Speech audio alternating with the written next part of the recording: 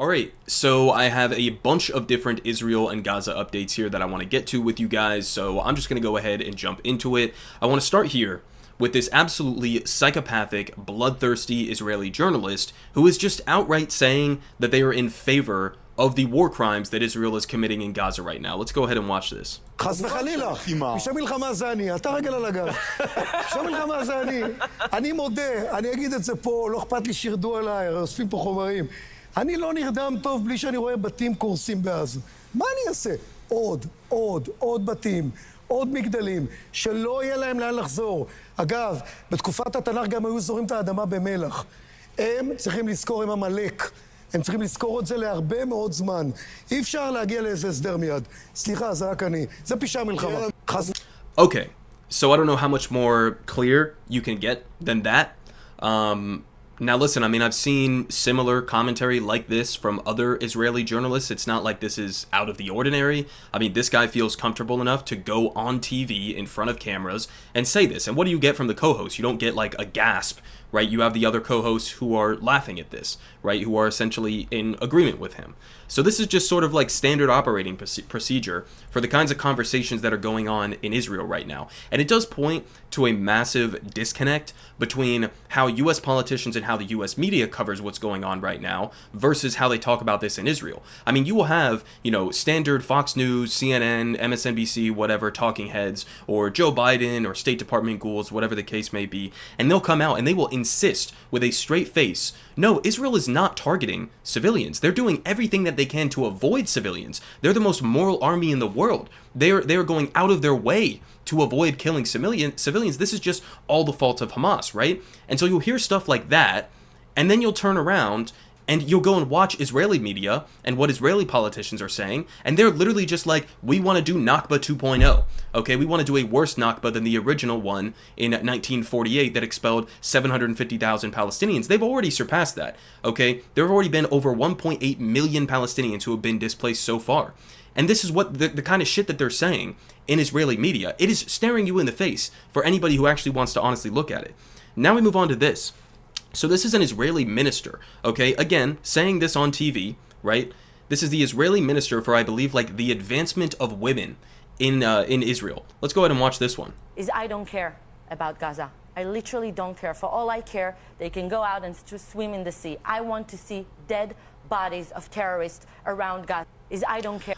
Okay. So you could interpret that last part of what she just said there and said, okay, well, she said that, you know, she believes this about terrorists, right? Let me just remind you. We have seen from the president of Israel himself, Herzog, at the beginning of this, saying we are fighting human animals. There's no such thing as Palestinian civilians. They, you know, allowed Hamas to rise to power, so they are all guilty for the crimes of Hamas, right? We've seen this from so many different Israeli politicians that you can't possibly give her a good faith interpretation and say, well, she just means Hamas terrorists. No, when she says she doesn't give a shit about Gaza and they can all go swim in the sea, that's because that's Israeli policy. That is standard operating procedure for what they are trying to do, which is to just fully ethnically cleanse the Gaza Strip. I mean, they've said it a million times. I don't know how much more clear it can get. Well, this one's going to be even more clear than that one. So this was an Israeli settler woman. She's like a high-ranking, you know, leader of the settler movement in Israel, of those who are helping to displace Palestinians from the West Bank. Keep in mind, there's already like a quarter of, or 750,000, like 700 or so thousand Israeli settlers who are in Palestinian territory, right? This is Area C, okay, which is essentially under total Israeli military occupation in the West Bank. They continue to expand these settlements. It's gotten much more aggressive under the Benjamin Netanyahu government with guys like Bezalel Smotrich and Itamar Ben-Gvir, who are both personally settlers themselves, okay? And so it's gotten much more aggressive, and this is the kind of rhetoric that these settlers are using, okay? Just to make sure that nobody has any sort of, you know, ambiguity here in what the movement of these settlers actually is about. So let's go ahead and watch this one here. תעשי את זה, אני מכיר אותך קצת, תעשי את זה אם תוכלי. יכול להיות, אבל בוא נאמר ככה, הצבא צריך לגמור, כמו שעבד בצפון, הוא צריך לעבוד בדרום, ולהשאיר את עזה ללא ערבים, ולהקים התיישבות יהודית בכל חבל עזה. כאשר אומרים ביישובי העוטף שרוצים לראות את הים, זאת אומרת, כדי לראות את הים צריך שלא יהיו בתים. כן. לא יהיו בתים, לא יהיו ערבים, רק זו דרך אלגנטית, רומנטית כזאת, לומר, אני רוצה לראות את הים. איך תראה את הים? לא יהיו בתים, לא יהיו ערבים, תראה את הים. הרעיון הוא עזה יהודית. זה עזה, זאת לא עיר חמאס. עזה זאת אחת מערי ארץ ישראל. אנחנו פשוט חוזרים, היה עיוות היסטורי, ועכשיו מתקנים אותו. דברים די פשוטים. Okay, so again, explicitly clear there for you guys, right? Now we've seen Israeli soldiers, right? I literally just saw another one today. It was a female Israeli soldier who took a picture of herself on one of the beaches in Gaza. And she was posing with her rifle. She posted on Instagram like, oh, don't I look so cute, going and doing an ethnic cleansing and war crimes in Gaza. And the caption that she put under it was basically explaining like, oh, once we've conquered Gaza and annexed it effectively for Israel, then I'm going to come back here in a bikini and take a similar picture, like a before and after, as if it's like a cute thing, right? I mean, just a picturesque example of the banality of evil, right? How it can just be watered down to the point where people feel comfortable posting and saying these things in a public setting as if they're not talking about genocide. That's exactly what they're talking about here. Keep in mind, you know, we interviewed on Counterpoints today, and this is going to come out later, so nobody has seen it yet, but it was a really good interview with Roz Siegel, who is a you know, historian and expert on the Holocaust, an expert on genocide, and he was basically explaining how, you know, it's important for people to recognize, because when people say the word genocide, typically a lot of people think of like, it's a full-blown Holocaust, right? You are just fully exterminating everybody in one quick go of it. That's not what genocide is. That's not what it means under international law, and I've broken that down on this channel numerous different times, the definitions under international law. But the point is that genocide is a process. Sometimes that can take months, sometimes that can take years and years and years, sometimes decades. Genocide is a process. And so the fact that we have seen this much carnage, the fact that we have seen this kind of intent, this kind of rhetoric for genocide from so many people in Israel, from the government to the media to average citizens to the settler movement, the ministers, whatever the case may be, the soldiers, this is very clearly a genocidal campaign right now that we are witnessing. We're seeing Israeli soldiers that are flattening the northern portion of the Gaza Strip and then going and planting Israeli flags everywhere, right? And so here are the catastrophic results from all of this. This is October 7th to December 19th. So this is from yesterday. The Israeli genocide in the Gaza Strip, Euromed Human Rights Monitor, 26,612 killed, 10,000 plus being children, over almost 5,500 being women, and 24,000 of them being civilians. So again, we're still hovering around that 85-90% or so civilian death rate as a part of this war. And I'm going to show you guys an article later here from Jacobin that demonstrates like this is not normal, okay? Not only obviously is this not normal that we see this kind of carnage, but it's not even normal when you compare it to some of the other most horrific wars that we have seen over the last number of years, whether it's Iraq or Syria or Afghanistan or Ukraine or Yemen or Libya. None of these are comparable to the speed and the scale of the destruction and death that we are seeing in Gaza right now. 24,000 civilians. It's only been, you know, just over 2 months now. 2 months, that's how many civilians they've killed. 52,000 injuries. We're approaching almost 100 journalists killed. 1.9 million displaced. 1.9 million. The population of Gaza is 2.3 million. 63,920 homes completely destroyed, and 173,000 partially destroyed. 163 press headquarters, almost 300 damaged schools now. And I remember I covered that story a couple of days ago, showing the allegations of executions at some of these schools that have been targeted by the IDF, full-blown field executions of civilians. We also have 1,500 damaged industrial facilities, 162 damaged mosques, 4 damaged churches, including the one that I talked about yesterday, where the IDF was shooting tank rounds and sniper rounds at some of the civilians who were taking refuge in one of the only Christian churches that are left within inside Gaza, killing numerous people and wounding even more. 473 targeted health staff, and 131 targeted health facilities. 131. Remember when we were all debating whether or not they bombed Al-Ali Hospital in Gaza, or whether it was Hamas or the PIJ? 131 bombed hospitals. I mean, think about that number there. Now we get to this here from Kenneth Roth, former leader of Human Rights Watch. Almost 1.9 million people, 85% of Gaza's population are displaced. Nearly half of 1.9 million people are crammed inside of Rafah, okay, which is where the Rafah crossing is at the very south towards the connection point with Egypt. Half of the 1.9 million people are crammed inside there, which had a pre-war population of 280,000, okay? So I'm not great at math, but we're talking about roughly an influx of over like 900,000 or so people into this area that had a pre-war population of 280,000, and it was already a densely packed place. So again, this ties into what I was talking about yesterday with the potential for the spread of disease, right? When you have so many people who are refugees, who have nothing, they do not have access to reliable food or water or medicine, as they point out here, okay? And you have them all densely packed in to these places without reliable shelter, without protection from the environment or anything else. This is a breeding ground for what could inevitably be an even, more catastrophic situation than we already have right now with an outbreak of some sorts. We also have this here from Euromed. 71% of Gaza's population experiences extreme hunger. 71%. Okay? This was another update that I wanted to mention. This was an interview with a medic who was detained inside of Gaza for 40 days, saying that he was subjected to severe torture. He says they drew an ambulance on the opposite wall and told me to go and bring Sinwar, the leader of Hamas. So this ties into what that other story I covered previously, where they were basically just going into especially the northern portion of Gaza and just rounding up any of the men that they saw in the area and insinuating that they were all Hamas. And they stripped them down. They took pictures of them. They were beating some of them. In this case, he has a testimony here that he was tortured. I mean, these are the kinds of things that they are doing. They were all just random civilians. We had people online, even from like well-respected organizations, who were like, that's a fucking UN worker, okay? This is a doctor. This is a teacher. This is my brother. Like, none of these people are Hamas. They're just being rounded up because all of these Palestinians are being treated as if they are Hamas militants. So that's how this war has been going. We also have, of course, significant escalations in the West Bank that I'm going to cover in a different video because it deserves its own video with how insane it has gotten. And I want to get into a little bit more of the history of the West Bank and the underlying conditions of what people are subjected to even before October 7th in the West Bank. But the violence there has been exploding as well, as everybody's attention is sort of focused on Gaza, as it rightfully should be. We also have to pay attention to that because this is them significantly escalating the violence, the expulsions, the ethnic cleansing of the West Bank as well, and the expansion of those settlers like that woman that we just watched in that clip before. This is just a visual element here for you guys on what some of Gaza looks like right now in the north. When I say in some of my videos that it has been flattened to the ground, I mean, I fucking mean it, right? I'm not trying to exaggerate. This is a huge portion of Gaza that has just been completely flattened.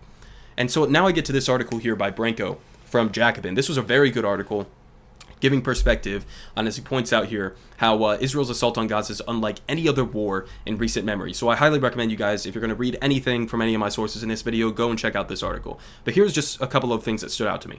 At the height of the Syrian civil war, okay, in 2015, 2016, which keep in mind is a war that we sanctioned Syria. Bashar al-Assad, the U.S. is saying that he is a brutal dictator. He murders civilians at an incredible rate. This is a situation the United States and many other countries around the world considered getting like deeply, deeply involved in beyond what we already are right now.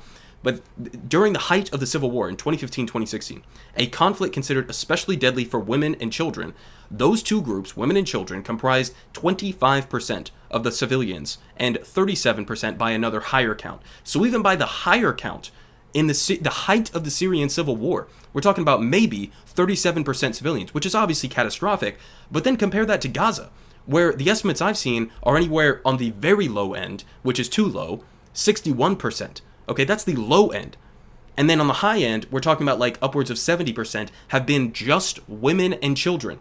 So it is almost double the amount of the high estimate from the peak of the Syrian civil war.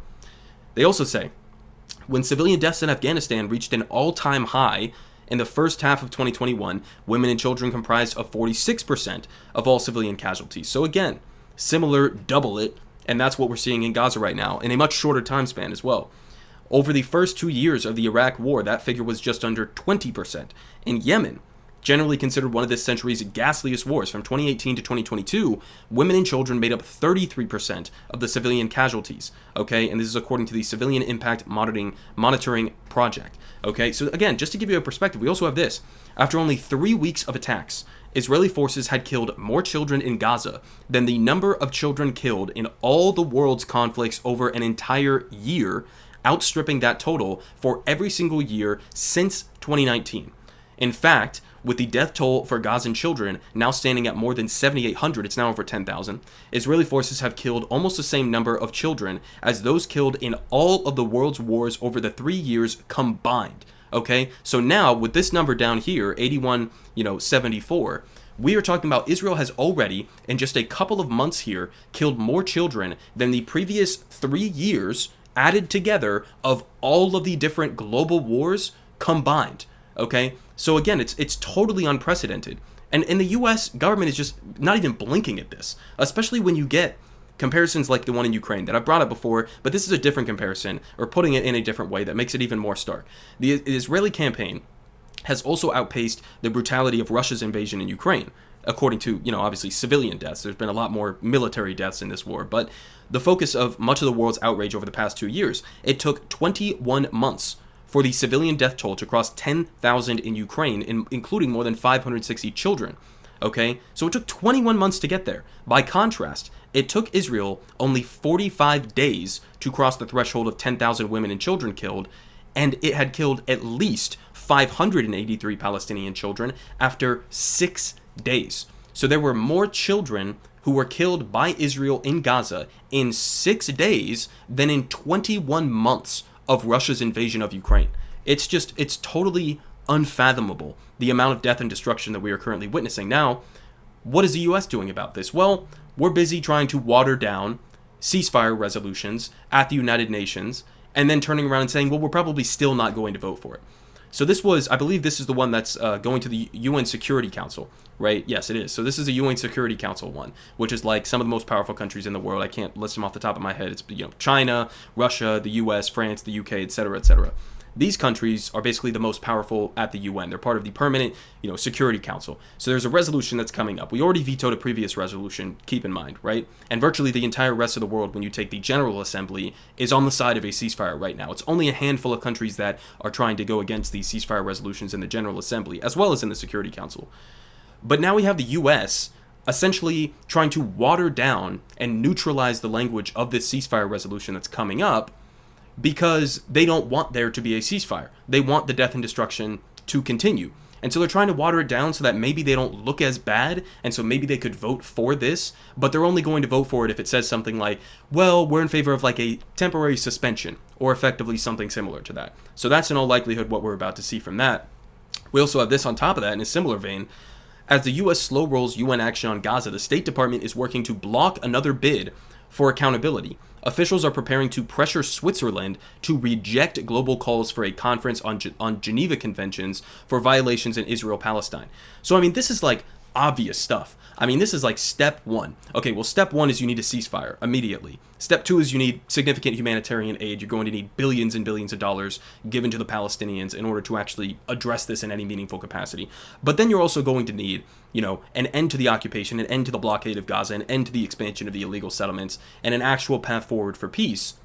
And then on top of that, one of the first steps that you need is you're going to need accountability here. And that goes for both Hamas, and it goes for Israel, and it goes for the United States for being fully complicit in this. The United States is not, making two ways about it. They can go and finger wag to Israel behind the scenes all that they want. They can come out and say, oh, well, we care about Palestinian civilians, and then do absolutely nothing to stop Israel from continuing to kill them. But it's our weapons that are being used in many instances on these Palestinian civilians. And the US government knows that, and they're continuing to come out and say, we stand with Israel. We don't want a ceasefire resolution. We want this to keep going. We support their war effort. So the US is also complicit in this. So you need some sort of accountability measures. Geneva Conventions, that would be fantastic. You hold anybody from Hamas who committed war crimes on October 7th, okay, and you also hold accountable, more importantly, Benjamin Netanyahu, Bezalel Smotrich, Itamar Ben-Gvir, Yoav Gallant, the rest of the motherfuckers in his cabinet, the IDF soldiers who have committed war crimes. All of them need to be, held for trial for all of these war crimes and the bloodshed that they are currently engaging in. That should be a bare minimum requirement. This is talking about international law. Think about the hypocrisy here from the United States of America, constantly preaching about freedom, democracy, following in accordance with international law, all of that stuff. They bring this up when Putin invades Ukraine. Okay, they bring this up when any one of our government's enemies, does something wrong. And don't get me wrong, Putin is a war criminal. He should be held to the same standards. But they do not hold people to the same standards. For the U.S. government, if you're one of our enemies, then you are going to be prosecuted. We're going to attempt to prosecute. We're going to call you a war criminal. We're going to sanction you into oblivion. We are going to try to isolate you from the rest of the world. We are going to funnel weapons to oppose you. That's if you're our enemy. If you're our ally, then it's absolutely crickets. Not only is it crickets, I won't even say that. because that's not as accurate. It's actually just full-blown defense of you, continuing to arm you, continuing to give weapons to you as you commit these breaches of international law. So the idea that the US stands as some sort of beacon of justice is just absolute bullshit. If you're a friend, it's one way. If you're our enemy, it's a completely different set of standards, right? Including for ourselves and the way that we engage in war. Now, I do have somewhat of a positive update here from Bernard Sanders in the Senate. He is trying to push forward, and this is going to be voted on in January, a resolution, and I don't want to take credit for this, but because, Ryan and Emily on Counterpoints last week or so, 2 weeks ago, mentioned this on Counterpoints and made a specific plea to Bernie Sanders to potentially use this, and I don't know if anybody saw that. Maybe they did, maybe they didn't, but he went and used this. So this is basically him using what's called 502B authority to try to get the Senate, Congress, to vote on a resolution just to look into, to have the State Department produce a report and an investigation as to whether or not Israel is using our weapons that we supplied to them to commit war crimes. The answer to that question is an obvious yes, of course they are. We've seen it with our own eyes. They're using our weapons to commit war crimes. That's obvious. But the point of this is a lot deeper than that. It's to get that out into the public, to get that on record. The U.S. has been intentionally avoiding doing one of these kinds of investigations because we have laws in the books. I mean, we have the Leahy Act, which is basically a standard that we are not allowed, the U.S. government is not supposed to be allowed to sell or to give weapons to countries that are committing war crimes. That's already on the books. We just don't follow it. And so having this kind of an investigation, demonstrating that explicitly and clearly, would be a positive in terms of putting pressure on the U.S. government, putting pressure on Israel, and trying to bring about some sort of a lasting ceasefire here. Now, I'm going to finish off with this, okay? We also have escalations, generally in the Middle East, specifically with the Houthis. So I haven't talked about this as much on the channel over the last couple of weeks, since I've been focused on, humanitarian stuff and other situations, but this is a serious risk here that the United States is going to get directly involved in a war with the Houthis. Right now, this came after it looked like we were on a potential trajectory for Saudi Arabia to sign some sort of an agreement with the Houthis and to potentially try to get on track to end the horror of what has happened in Yemen over the last couple of years, right? Which also, by the way, we were propping up Saudi Arabia and their genocidal campaign in Yemen, right? We love to just support dictatorial, apartheid regimes in their genocidal campaigns. But it looked like that was roughly on the same track. Here comes the United States to announce this, a 10-nation force to counter Houthi attacks in the Red Sea. So the Houthis have basically been attacking ships in the Red Sea, which is a major shipping route, right? That goes, very close to Israel, very close to Yemen, Saudi Arabia, the rest of that. And they've been attacking these ships explicitly because of what Israel is doing in Gaza. Now, I'm not saying it's good that they're attacking ships, right? But some of the videos that I've seen have been absolutely wild, like literally landing helicopters on the top of some of these ships and taking them over. It's like incredible to watch. But so they've been doing that as a direct outgrowth of what Israel is doing in Gaza right now. And the U.S. decides to create a 10-nation force to counter this. So instead of creating, a multi-nation force to stop Israel from committing a genocide, we're creating a 10-nation force to continue supporting Israel in their genocidal campaign, but to go after the Houthis and potentially start a broader regional war, okay? And to stop them from attacking and harming our, economy, essentially. So this is the U.S. government for you, man. I mean, all of this is just so absurd and brutal and depressing in so many different ways. But I mean, we got to stay on top of this shit because it's not going to end anytime soon unless there is immense, unbearable pressure that is brought on the Biden administration and therefore on Israel to end the bloodshed. Everyone is saying good politic guy has the best politic. Believe me, no one does it like him.